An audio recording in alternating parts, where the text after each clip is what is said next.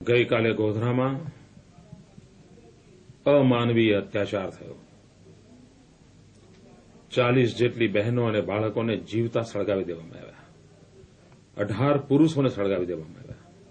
58 લોકોને રેલવેના ડબ્બામાં એક સાથે નરાધમોએ કૂટી પાડ્યા. માનવતાના ઇતિહાસમાં આ ભયંકર કૃત્ય કઠોરમાં કઠોર માનવીને પણ રડાવી દેનારું છે. ગુજરાતની ધરતી પર થયેલું આ દાનવીય કૃત્ય, આ માનવતા વિરુદ્ધનું રાક્ષસી કૃત્ય, કોઈ પણ સભ્ય સમાજને ન શોભે એવું આ કૃત્ય, ક્યારેય માફ ન કરી શકાય એવું આ કૃત્ય છે. હું ગુજરાતના નાગરિકોને વિશ્વાસ આપવા માંગુ છું કે આવી કોઈ ઘટનાને ગુજરાત સાંખી નહીં લે. ગુનેગારોને એમના પાપની પૂરેપૂરી સજા મળશે. એટલું જ નહીં,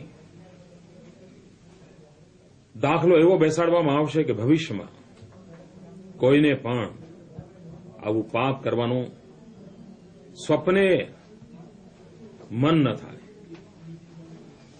ગુજરાતની સરકાર સામાન્ય નાગરિકની રક્ષણ માટે છે.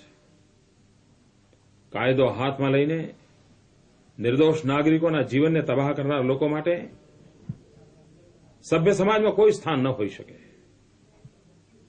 ગુજરાતના નાગરિકોના દુઃખમાં સહભાગી છું. કોઈ પણ માનવતાવાદી અને વ્યક્તિને આ બનેલ ઘટનાનું દુઃખ અપાર છે, પરંતુ અશાંતિ, અસંયમ, આક્રોશ આ કોઈ ઉપાય નથી. કાયદાને સામે જ તોફાન ક્યારેય સમાજનું ભલું ન કરી શકે. આપની લાગણી હું સમજી શકું છું, પરંતુ હું આપને કરબદ્ધ પ્રાર્થના કરું છું કે આજે સમય છે શાંતિનો, આવશ્યકતા છે સંયમની.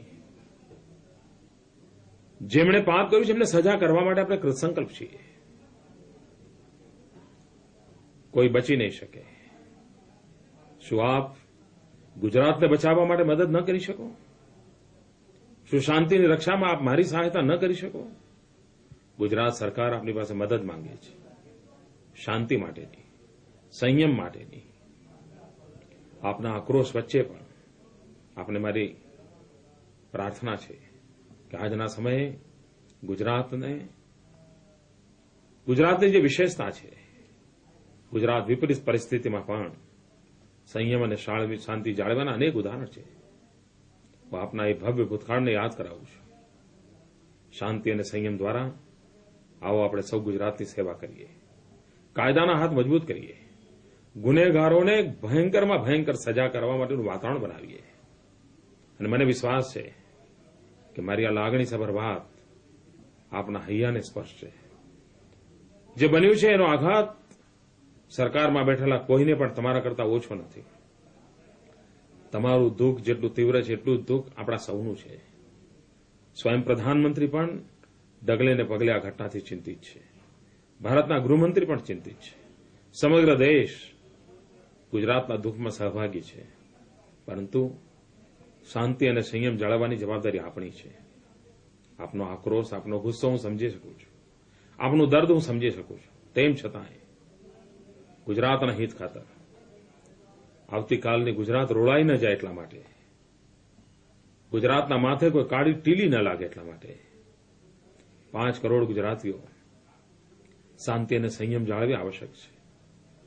મારે આપનો આભાર પણ માનવો છે કે આટલા બધા આક્રોશ વચ્ચે પણ 18,000 ગુજરાતના ગામડામાંથી ગણ્યા ગાંઠા ગામોમાં જ ઘટનાઓ બની છે.